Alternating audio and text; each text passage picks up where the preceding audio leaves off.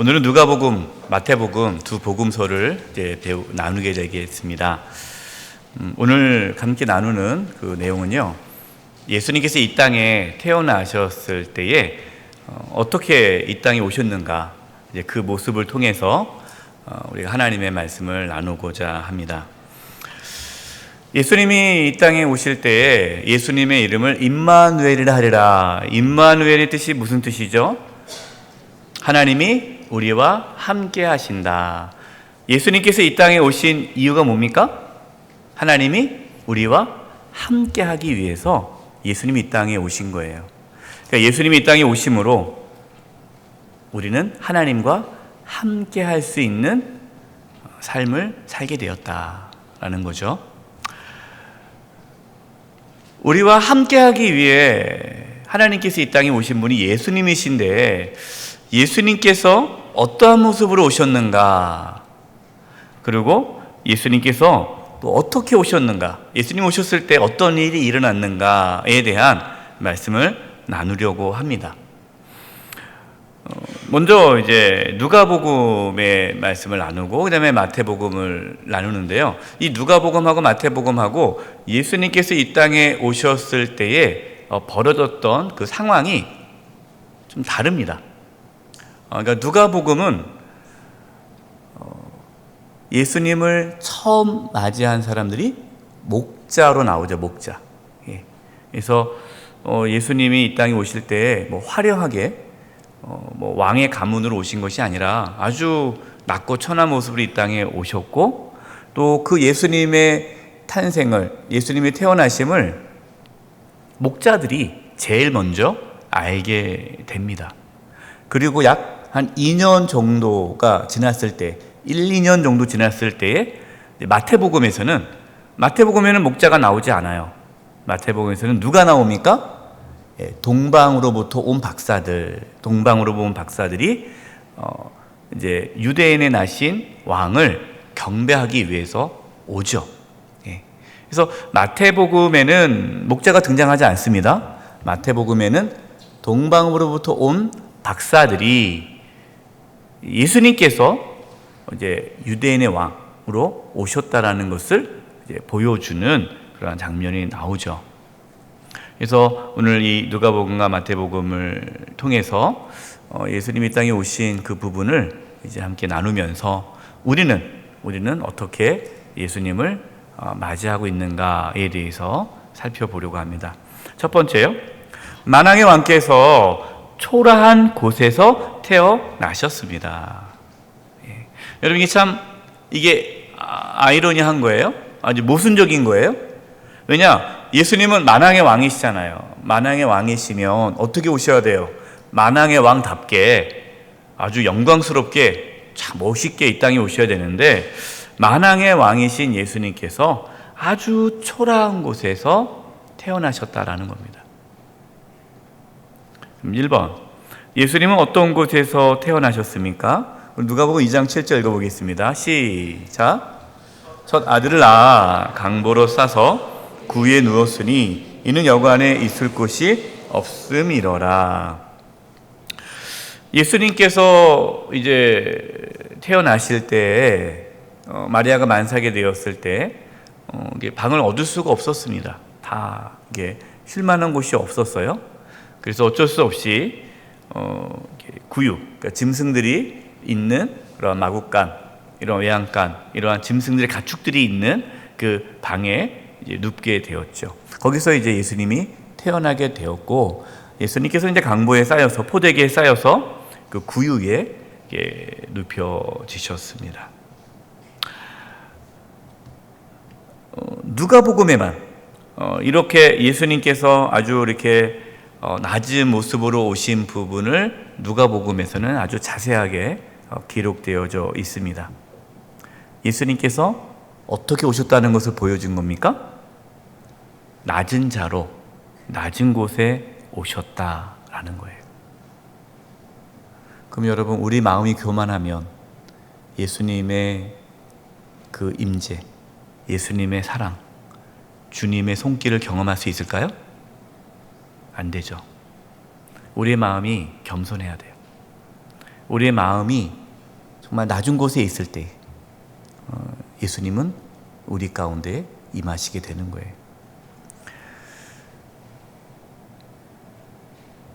두 번째입니다. 만왕의 왕이신 예수님께서 어떠한 모습으로 이 땅에 오셨습니까? 빌립보서 2장 6절 7절입니다. 시작. 그는 근본 하나님의 본체시나 하나님과 동등됨을 취할 것으로 여기지 아니하시고 오히려 자기를 비워 종의 형체를 가지사 사람들과 같이 되셨고, 그러니까 예수님께서 이 땅에 오신 것, 하나님의 본체시나 하나님의 그러한 동등됨을 취할 것으로 여기지 아니하시고 내가 누군데 하면서 오신 것이 아니죠. 나를 알아봐줘라 하고서 오신 것이 아니에요. 겸손하게 자기를 비워 종의 형체를 가지사 사람같이 되셨다. 성육신, 예수님께서 이 땅에 오신 것이 예수님의 겸손이죠. 그러면서 뭐라고 말씀합니까? 주님께서 그렇게 겸손하셨던 것이 너희도 누구의 마음을 품으라? 예수님의 마음을 품으라. 만약에 우리가 내가 누군데 이러고 다니시는 분 있잖아요. 내가 누군데 나를 안 알아주고 말이야 하면서 이렇게 목에 힘주고 다닌다면 그분은 예수님과 정반대의 길을 걷고 있는 분이에요. 여러분, 우리가 누굽니까? 우리는 죽을 수밖에 없는 죄인이죠. 먼지와 가도 같은 자예요. 아무것도 아니에요. 어제 여러분 밖에 나가서 내가 누군데 하지 마시고 나는 죽을 수밖에 없는 죄인이요, 그런 죄인을 구원해 주신 정말 하나님의 자녀로서 살아가는 거죠. 우리가 예수님이 이 땅에 오신 모습, 그냥 예수님이 그렇게 오셨구나, 그리고 끝나면 안 돼요. 예수님께서 그렇게 오셨듯이 주님께서는 너희도 그렇게 사람들을 대하고 그렇게 살아가라, 낮은 곳으로 가라, 그렇게 말씀하시는 거예요. 저와 여러분의 삶이 신앙이 되기를 바랍니다. 신앙. 종교는요, 예수님이 그렇게 낮게 오셨구나, 이게 종교고요. 신앙은 예수님처럼 낮은 곳에 가 사는 것이 신앙이에요. 세 번째, 이 땅의 예수님의 모습은 어떤 모습입니까? 이사야 53장 2절에 예수님의 어떠한 모습을 이렇게 예언하셨어요. 우리 한번 읽어볼까요? 시작. 그는 주 앞에서 자라나기를 연한 순 같고 마른 땅에서 나온 뿌리 같아서 고운 모양도 없고 풍채도 없은즉 우리가 보기에 흠모할 만한 아름다운 것이 없도다. 예수님의 모습을 이렇게 이사야를 통해서 말씀하셨는데 주 앞에서 자라나기를 연한 순 같고, 이 연한 순, 이 히브리 언어로 이 연한 순이라고 번역한 이 단어를 제가 살펴보니까요, 무가치한 순, 볼품 없는 순, 잘라 버려야 할 순, 그런 의미예요. 그러니까 연한 순이라는 게 이게 필요 없는 거예요. 그래서 그냥 잘라버리고 보기 흉하고 무가치하고 연약하고 볼품없고 뭐 이런 게 연한 순입니다. 그리고 마른 땅에서 나온 뿌리 같아서, 여러분 뿌리가 어디 있어야 돼요? 땅속에 있어야 되잖아요. 근데 마른 땅에서 뿌리가 나왔어요. 그러면은 그거는 뭐 쓰레기죠. 필요 없죠. 볼품 없죠. 말라진 거 아닙니까? 그래서 연한 순 같고 마른 땅에 나온 뿌리 같다라는 것은 예수님께서 이 땅에 오셨을 때의 모습이 그렇게 연약하고 볼품없고 무가치해 보이고 이렇게 매력적이지 않은 그러한 모습이다라는 거예요. 예수님이 이 땅에 오실 때 그 구유에 누였던 그 예수님, 뭐 누가 알기는 하겠어요? 아무도 모르죠. 아무도 모르게 오셨잖아요. 그 다음 보세요. 고운 모양도 없고 풍채도 없은즉 우리가 보기에 흠모할 만한 뭐가 없다? 아름다운 것이 없다. 그러니까 예수님은요, 세상적으로 부러워할 만한 조건을 갖고 태어나지 않았어요. 한마디로 요즘 말로 하면 무슨 수저요? 흙수저, 흙수저예요, 예수님. 예. 만왕의 왕이시지만 이 땅에 인간의 모습으로 오신 예수님 모습은 흙수저라는 거예요. 저는 개인적으로 이렇게 예수님의 어떠한 그런 형상의 이미지를 이렇게 썩 좋아하지는 않습니다. 왜 그러냐? 예수님을 너무 멋있게 그렸어요. 너무 잘생기게 그렸어요. 예수님의 영화도 그 배우들이 너무 잘생겼어요. 좀 비성경적입니다. 예. 우리가 이게 영화 보면은 예수님의 모습이 보면은 막 은혜스럽고 막 예수님 얼굴만 봐도 막 은혜가 되고 너무 잘생겨가지고 그렇잖아요. 여러분 그것은 미화한 거예요. 그렇지 않아요. 예. 예수님의 모습은 그렇게 매력적이지 않았을 겁니다. 멋있지 않았어요. 예. 볼품이 없었습니다.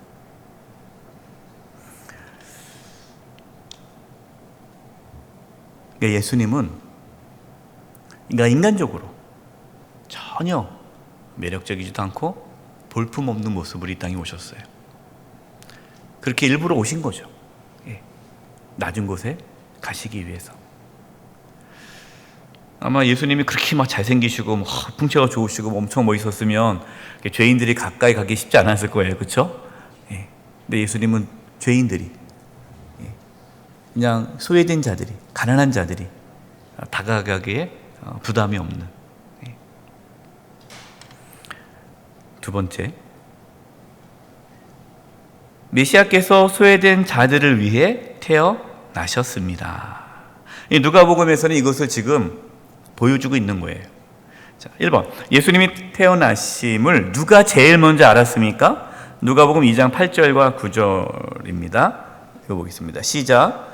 그 지역의 목자들이 밤에 밖에서 자기 양떼를 지키더니 주의 사자가 곁에 서고 주의 영광이 그들을 두루 비침에 크게 무서워하는지라. 예수님의 태어나심을 누가 제일 먼저 알았습니까? 뭐 제사장이 알았나요? 누가 알았다고요? 목자. 근데 어떤 목자요? 밤에 밖에서 자기 양떼를 지키던 목자.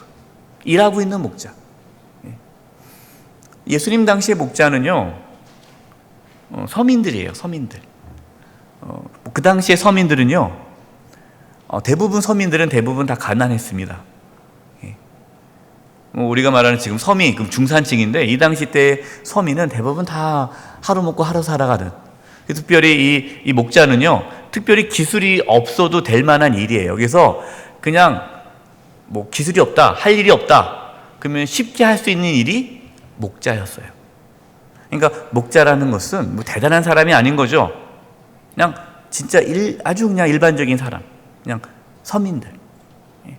더 지금으로 말하면은 서민보다 더 못한 거예요. 그러니까 소외되고 가난하고 좀 힘들게 살아가는, 그러한 어렵게 살아가는 분들이 예수님이 태어나심을 제일 먼저 경험했다라는 겁니다. 예수님이 이 땅에 오셨을 때 가난하고 병들고 소외된 자, 죄인들, 그들의 친구가 되셨어요. 그래서 예수님께서 죄인들과 함께 식사를 하시고 대화를 하고 교제하니까 이 종교 지도자들이 예수님을 비난하잖아요. 뭐라고 비난합니까? 저 죄인들과 같이 어울려서 먹고 마신다고, 탐하는 자라고, 먹기를 탐하는 자다 하면서 죄인들과 어떻게 함께 저렇게 있느냐, 이렇게 비아냥거렸을 때 예수님께서 유명한 말씀을 하시죠. 건강한 자에게는 의원이 쓸데없고 병든 자에게라야 의원이 쓸데있다. 나는 의인을 구원하러 온 것이 아니라 누구를 구원하러 왔다? 죄인을 구원하러 왔다. 이 말은 뭡니까? 죄인이 아니면 예수님과 관계없는 자다라는 거예요. 예수님이 이 땅에 왜 오셨습니까? 죄인을 구원하러 오신 거예요. 그러니까 내가 죄인임을 깨닫는 자, 자신의 연약함을 깨닫는 자, 자기의 부족함을 깨닫고 나는 죽을 수밖에 없는 죄인임을 깨닫는 자가 예수님 만나는 거고, 종교 지도들처럼 내가 누군데 이런 분들은 평생 예수님 만날 수가 없어요. 그냥 목에 힘주고 다니다가 이제 하나님 앞에 섰을 때 심판 받는 것밖에 없는 거예요.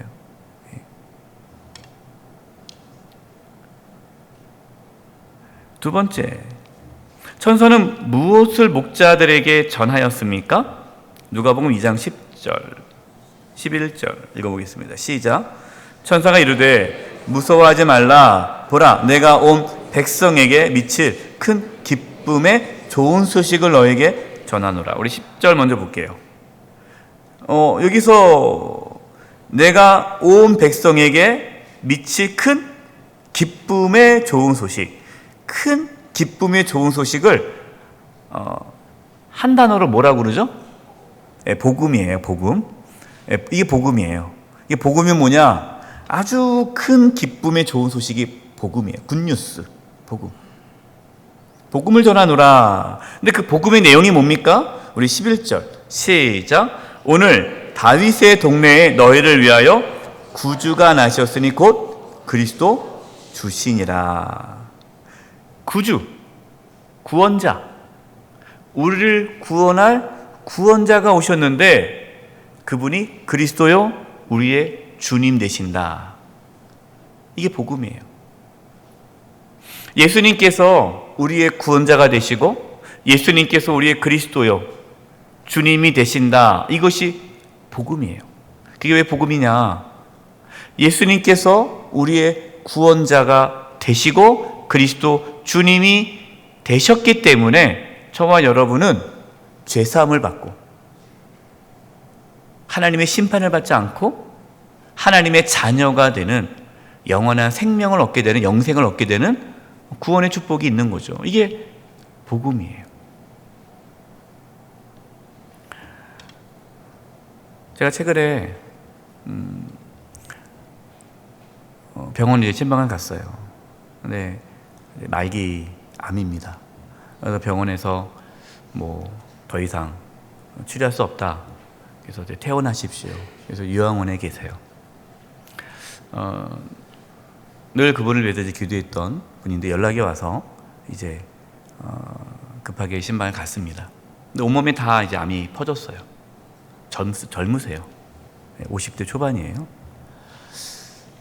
아이들도 어리고 고등학생이고 자녀들도 참 마음이 아프죠. 그래서 이제 기도하면 납니다.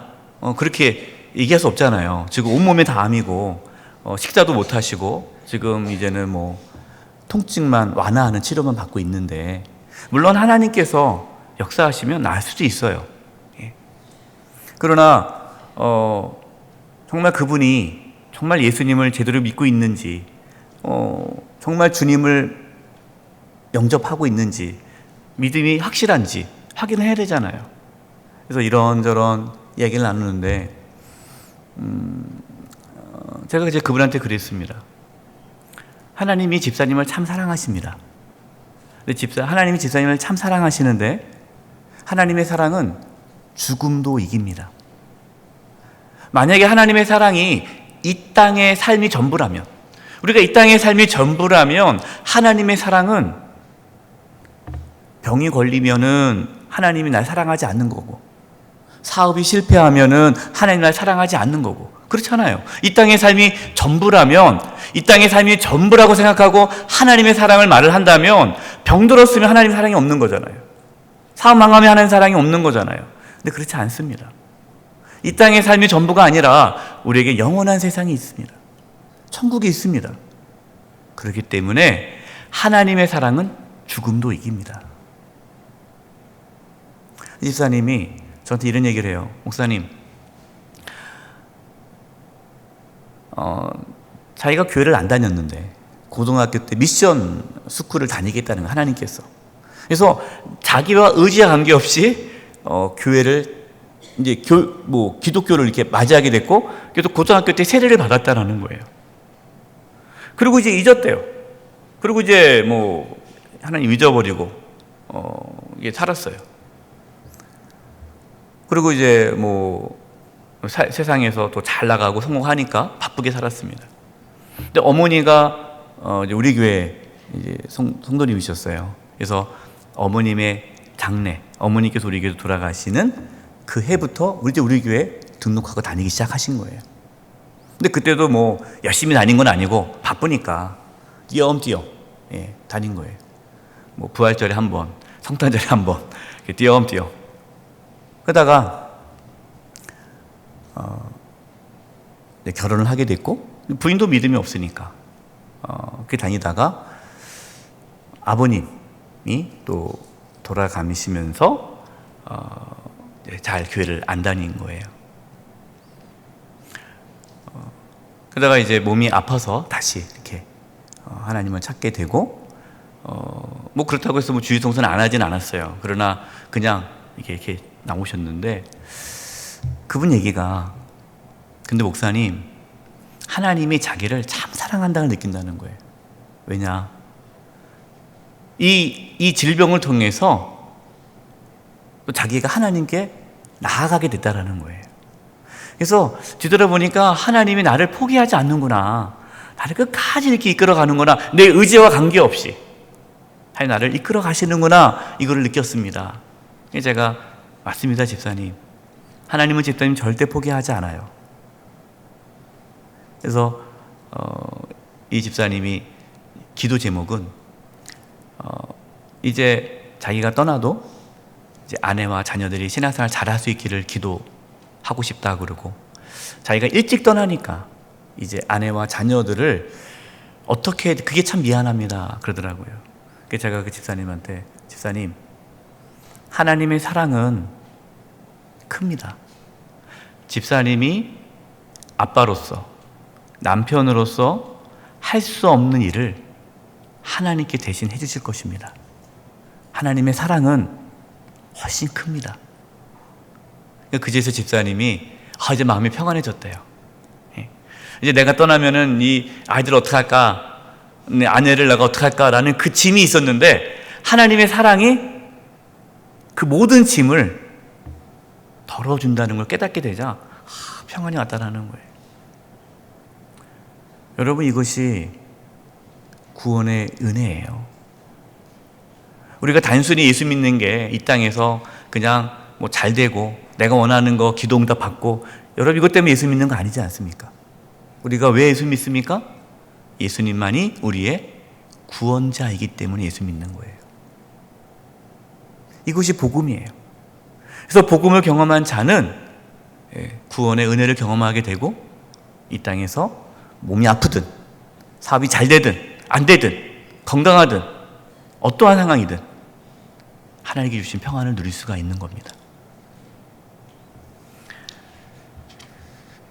세 번째, 수많은 천군의 천사와 함께 무엇을 선포하였습니까? 누가복음 2장 14절입니다. 시작. 지극히 높은 곳에서는 하나님께 영광이요, 땅에서는 하나님이 기뻐하신 사람들 중에 평화로다 하니라. 하늘에서는 수많은 천군 천사들이, 여러분 비교되지 않습니까? 대조가 되잖아요. 지금 하늘에서는요 수많은 천군 천사들이 영광스럽게 하나님을 찬양하고 있어요. 근데 땅에서는 아주 초라하죠. 그러니까 예수님이 이 땅에 오신 것이 세상에서 봤을 때는 아무것도 아닌 것 같고 초라하지만, 이것은 엄청난 사건이라는 것을 대조적으로 보여주는 거예요. 천사들은 뭐라고 합니까? 지극히 높은 곳에 하나님께 영광이요. 지극히 높은 곳에서는, 하늘에서는 하나님께 영광, 하나님께 찬양을 올리는 거예요. 이게 놀라운 일이잖아요. 우리를 정말 하나님의 놀라운 구원의 역사가 이루어지는 순간이기 때문에 정말 하나님께 영광의 찬양 올려드리는 거예요. 그런데 땅에서는 하나님이 기뻐하시는 사람들 중에 평화로다. 평화, 샬롬이 땅에서 이루어지는데, 이 샬롬, 평화, 또 안식, 여러분 이것이 누구에게 이루어집니까? 하나님이 기뻐하신 사람들 중에. 아무나, 모든 사람이 평화를 누리는 게 아니에요. 하나님께서 기뻐하시는 사람, 하나님께서 구원한 자, 예수님을 믿고 하나님의 자녀가 되어 하나님의 기쁨이 된 자만이 평화를 누리는 거예요. 저와 여러분이 이 평화를 누릴 수 있기를 바랍니다. 여러분, 이 평화는요 세상이 줄 수 없는 평화죠. 그래서 예수 믿으면요 기쁜 거예요. 근데 감사한 거예요. 불평불만이 나올 수가 없죠. 왜? 내 안에 평안이 있으니까. 세상에 줄 수 없는 평안이 있으니까. 이거를 누리고 살아가는 사람이 참된 신앙인이고, 이것을 누리지 못하고 그냥 교회 왔다 갔다 한 사람은 종교인인 거예요.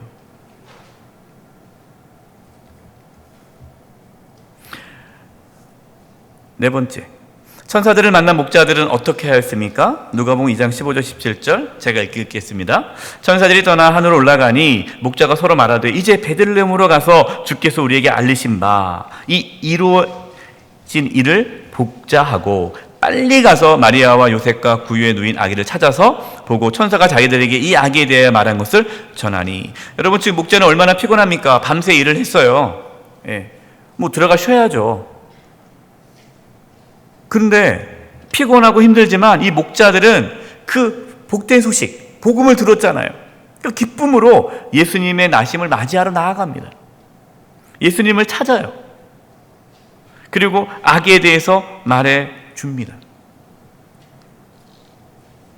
만약에 이 목자들이 그냥 뭐 피곤한데 뭐 갈 필요 있겠어? 하고 안 갔더라면 그들은 구주 예수님을 만나지 못했겠죠. 우리가 복음을 듣고요. 복음을 듣고 정말 주님 나를 위해서 구원해 주셨구나. 그리고 끝나는 것이 아니라 이제 우리가 주님을 찾아야죠. 만나기를 원해야 돼요. 갈망하는 거예요. 주님, 내가 부활의 주님을 만나기를 원합니다. 내가 구원의 주님을 만나기를 원합니다. 이 영적인 경험이 있기를 원합니다라고 간구해야 돼요.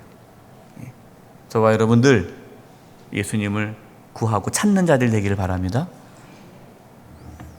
다섯 번째, 구주이신 예수님을 본 목자들은 어떻게 하였습니까? 누가복음 2장 20절이에요. 목자들은 자기들에게 이르던 바와 같이 듣고 본 그 모든 것을 인하여 하나님께 영광을 돌리고 찬송하며 돌아가니라.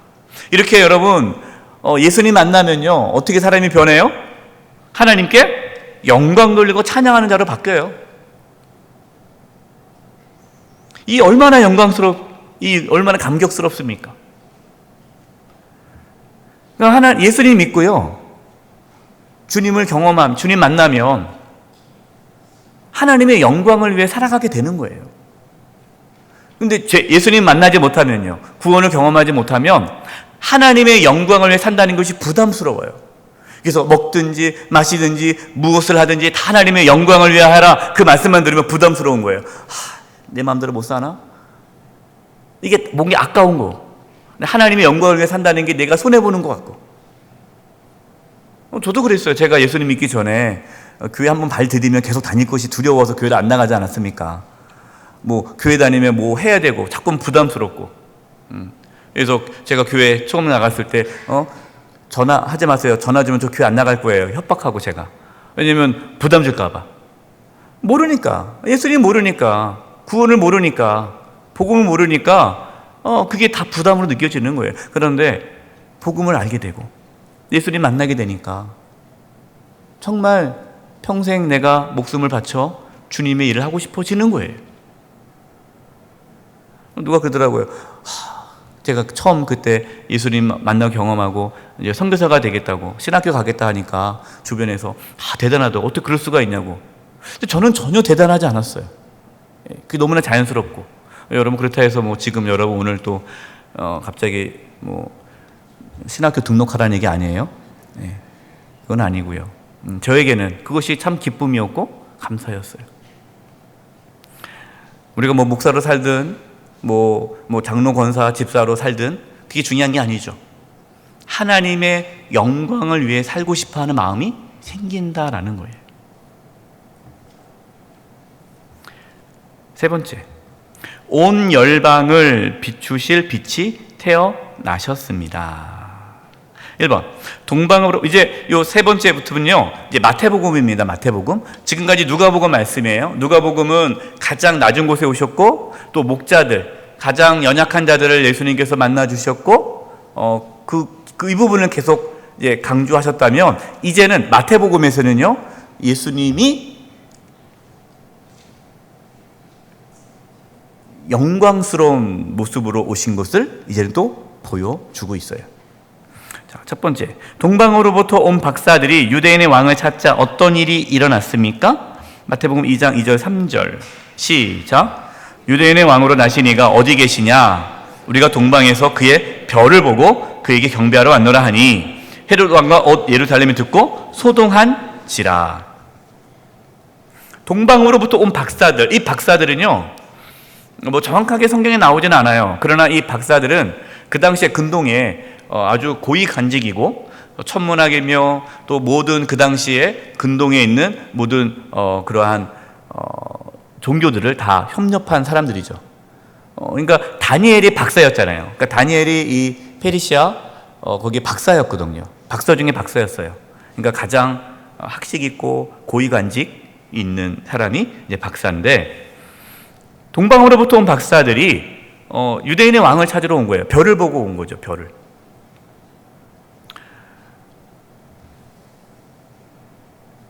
근데 3절 보니까 헤롯 왕과 온 예루살렘이 듣고 뭐 했더라? 소동한지라. 소동한지라.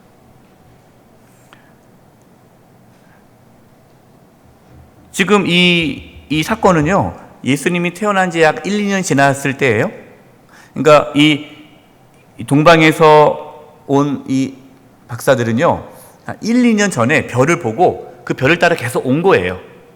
와서 도착한 것이 약 1, 2년 정도 지나간 거예요. 예.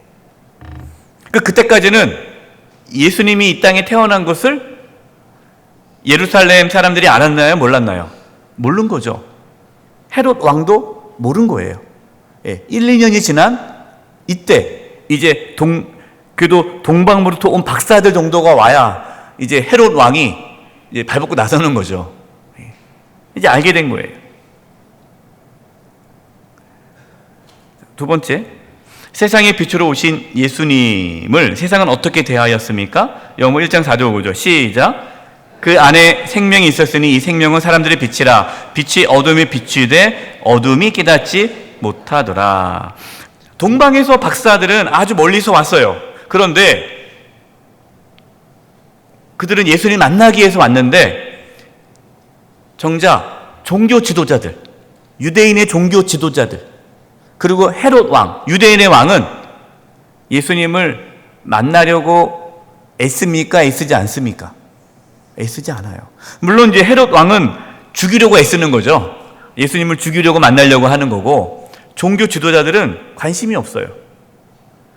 이제 동방의 박사들이 유대인의 왕이 나타났다라고 얘기를 하자 이제 헤롯 왕이 두려워서, 자기가 왕인데 또 누가 왕이 태어났나 해서 이제 모든 종교 지도자들을 부릅니다. 서기관들을 불러요. 율법사들을 불러요. 그러면서 유대인의 왕이 났다고 하는데 유대인의 왕이 어디서 태어나냐? 그러니까 베들레헴에서 태어난다고 얘기를 해요.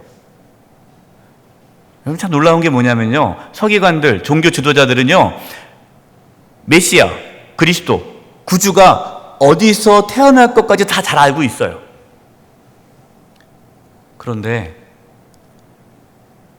찾아가지 않아요. 관심이 없습니다. 왜 그럴까요? 지금의 삶이 만족스러운 거예요. 괜히 또 이렇게 구주, 주님 만났다가 자신들의 어떤 뭔가 기득권을 잃어버릴 수 있으니까 그냥 이대로가 좋은 거예요. 교회 나오신 분들이 그런 분들이 있어요. 교회는 나옵니다. 교회는 나오는데 예수님 만나고 싶지 않은 분들이 있어요. 예수님을 진짜 만나고 싶지는 않아요. 예수님을 진짜 믿으면 어떻게 된다고 생각해요? 광신자가 된다고 생각해요. 그래서 뭐라고 얘기해요? 교회는 다녀. 근데 뭐 하지 말어? 미치지는 말어. 그렇게 얘기하잖아요. 교회는 다니는 건 좋은데 미치지는 말어. 이 말은 뭐예요? 그냥 교회만 왔다 갔다 하라는 거예요. 또 그렇게 생각하는 분들도 있어요. 그냥 하나의 종교로서. 그래서 예수님을 찾지 않습니다. 예수님 만나고 싶은 마음도 없어요. 왜? 지금의 삶이 좋은 거예요. 지금의 삶이. 이 정도만 다 있으면 되는 거예요.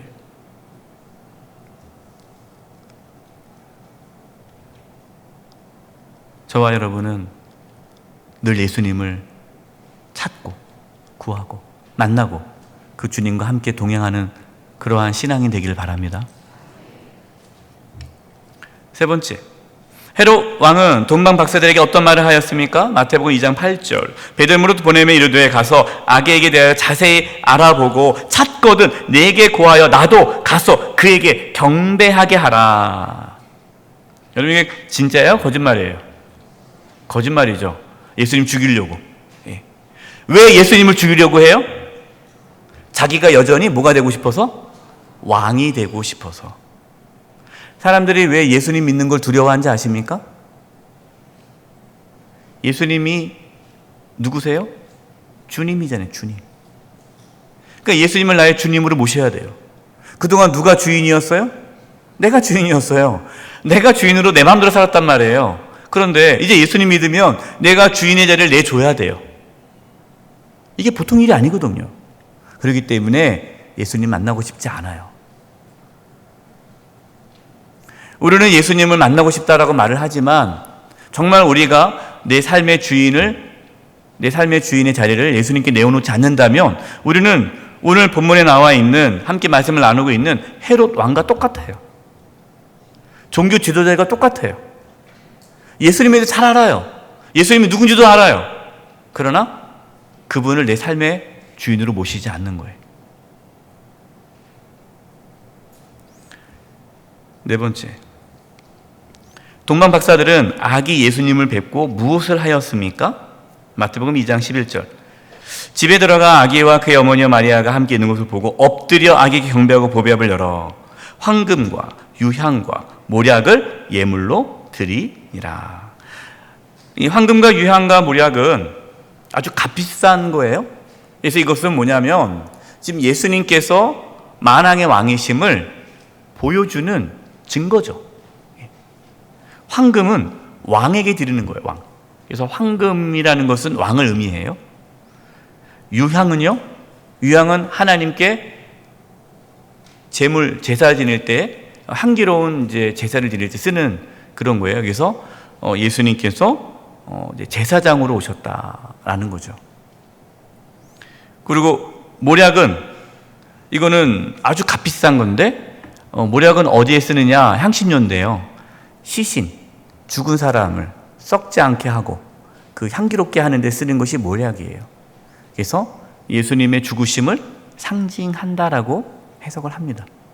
어쨌든 이 황금과 유향과 몰약은 예수님의 만왕의 왕이시고 구원자이심을 보여주는 이런 증거가 되는 거예요.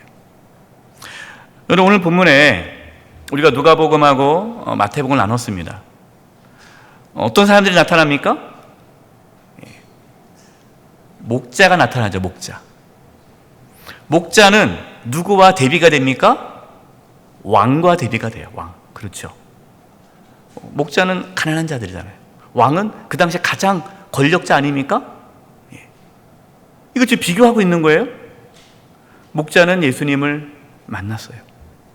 그럼 왕은 예수님을 못 만나죠. 동방 박사들하고 또 누가 비교됩니까? 종교 지도자들. 동방 박사들은 이방인이에요. 이방인들이에요. 이방인 종교학자들이죠. 그러나 그들이 이방인이지만 그들은 그 별을 따라 예수님을 만났습니다. 별이 그들을 인도한 거죠. 여러분 보세요. 목자도 그렇고 동방 박사도 그렇고 하나님께서 인도한 거 아닙니까? 그들이 찾아간 거 아니잖아요. 하나님께서 인도하신 거예요. 저와 여러분이 어떻게 예수님 믿었습니까? 하나님께서 인도하신 거예요. 아까 제가 말씀을 드렸잖아요. 그 집사님, 병원에 계신 지금 말기 암으로 수병 중인 그분이 그렇게 고백하잖아요. 하나님께서 나를 이렇게 이끄신다라는 고백을 하잖아요. 맞아요. 하나님께서 우리를 이끄시는 거예요. 그런데 종교 지도자들은요, 하나님에서 안다고 그러고 성경도 많이 알고 자기가 다 안다고 하지만 하나님의 이끄심을 거부하는 거죠. 차이가 뭡니까? 왕과 종교 지도자들은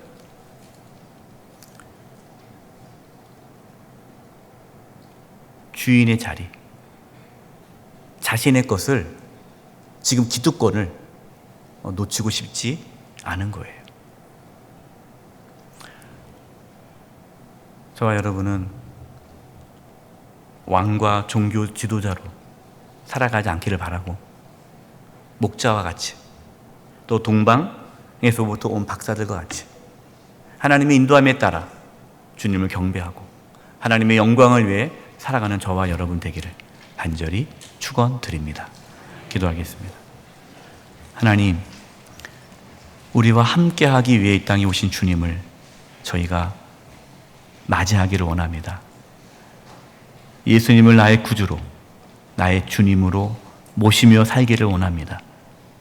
주여, 저희들을 인도하여 주시옵소서. 예수님의 이름으로 기도드립니다. 아멘.